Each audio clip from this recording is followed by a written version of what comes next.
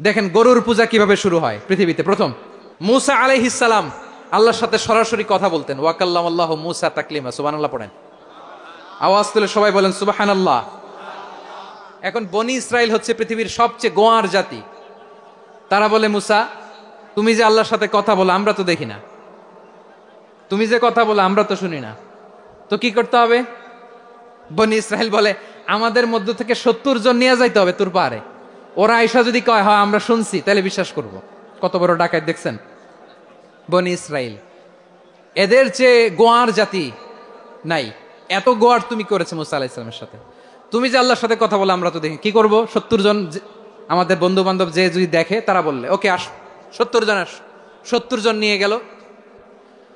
মুসা আলাইহিস সালাম হারুন আলাইহিস সালামকে খেলাফা দিয়ে গেলেন, আল্লাহ ওনাকে নবী বানালেন।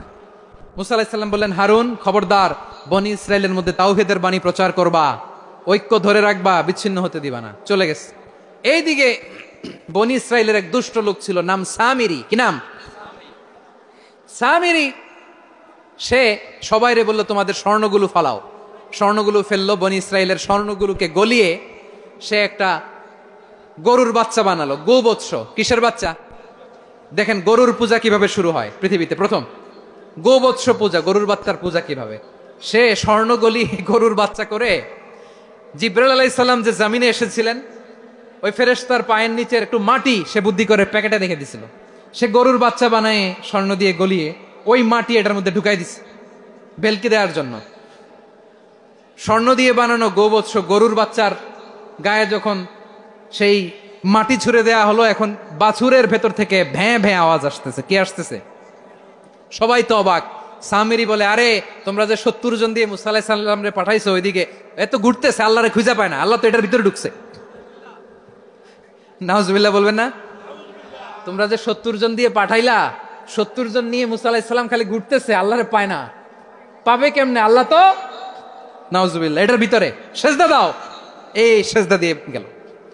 আল্লাহর নবী হারুন আলাইহিস সালাম বললেন, খবরদার, এটা সুস্পষ্ট শিরক। আল্লাহ সব গুনাহ মাফ করে, শিরকের গুনাহ মাফ করে না। খবরদার, তোমরা থামো। কে শোনে কার কথা?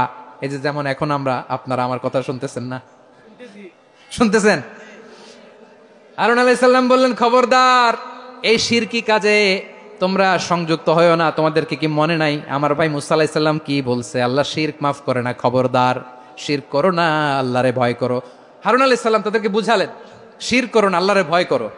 শুধু এতটুকুই তিনি বুঝালেন, দাওয়াতি কাজ পালন করলেন, কিন্তু প্রতিরোধ করেন নাই, সশস্ত্র সংগ্রামে লিপ্ত হন নাই, বাধা দেন নাই। কারণ গৃহযুদ্ধ বেঁধে যেতে পারে। উনি ভাবলেন, আমি যদি আমার বাহিনী নিয়ে দাওয়াত দেওয়ার সাথে সাথে প্রতিরোধ করি, আক্রমণ করি, ওরাও আমারে আক্রমণ করবে, ব্লাডশিড হবে, রক্তপাত। এমন অবস্থা হবে বনি ইসরাইলের মধ্যে, যেটা হয়তো আমার ভাই মুসাও কন্ট্রোল করতে পারবে না। সুবহানাল্লাহ কইবেন না? এক একজন নবীকে আল্লাহ তাআলা কি ইন্টেলেক্ট দিয়ে পাঠিয়েছেন। তিনি ভাবলেন, আমি দাওয়াতি কাজটাই করি, এটা যে হারাম এটা থেকে শুধু বারণ করি, কিন্তু প্রতিরোধ না করি। আমি যদি ঐক্য ধরে রাখতে পারি, বাকিটা আমার ভাই সামলে নেবে। সুবহানাল্লাহ। হারুন আলাইহিস সালাম প্রতিরোধ করলেন না।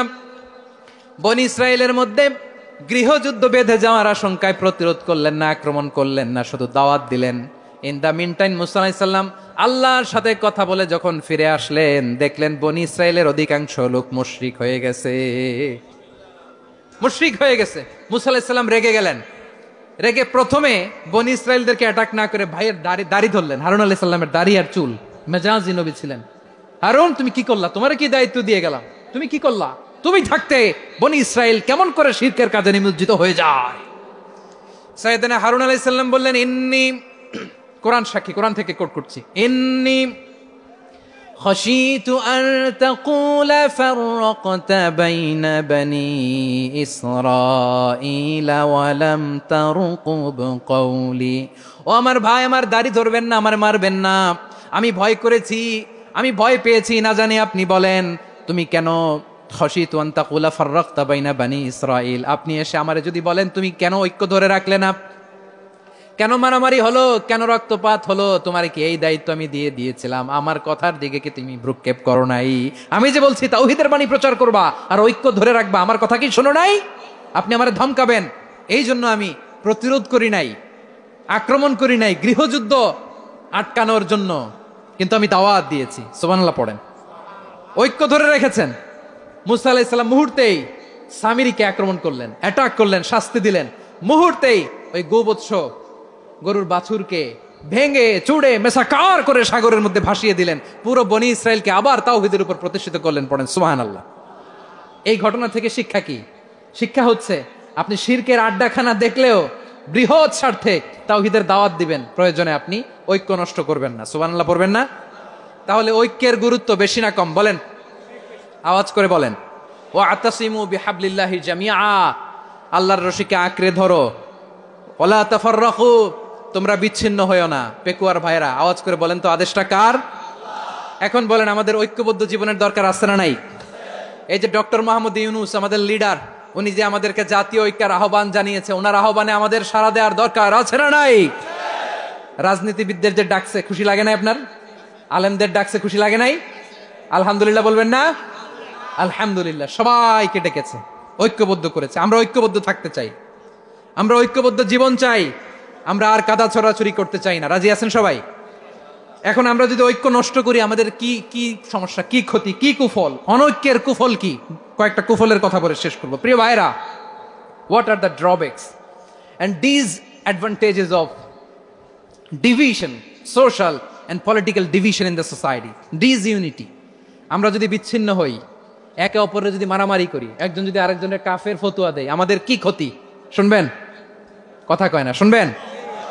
এক নাম্বার ক্ষতি হচ্ছে আমরা যদি বিচ্ছিন্ন হই আমাদের শক্তি কমে যাবে, আমাদের পাওয়ার আমরা হারাবো। আমাদের কি হারাবো? পাওয়ার। মনে রাখবেন, যখন আমি একা থাকি তখন আমি ব্যক্তি, যখন আমরা সবাই মিলি তখন আমরা শক্তি। যদি পরিস্থিতি কখনো এমনও হয় শিরকের আড্ডাখানা, আপনি ঐক্য প্রতিষ্ঠার জন্য, ঐক্য রক্ষার জন্য তাও শুধু তাওহীদের দাওয়াত দিবেন, ওইখানে আক্রমণ করবেন না। এটা কোরআনের নীতি। কথা বুঝতে পেরেছেন? সামনে শিরকের কি? কথা কয় না, শিরকের কি? আড্ডাখানা, আখড়া। কিন্তু ঐক্য বজায় রাখার জন্য, গৃহযুদ্ধ এড়ানোর জন্য আপনি শুধু এটা যে শিরক, এটা হারাম, এটা থেকে তোমরা বেঁচে থাকো, শুধু দাওয়াত দিবেন, আপনি আক্রমণ করবেন না। এটা কোরআনের বিধান। সুবহানাল্লাহ কইবেন না? তো এই চমৎকার ঘটনাগুলো আপনারা শোনাইতে পারবো এরকম বিশৃঙ্খলা করলে?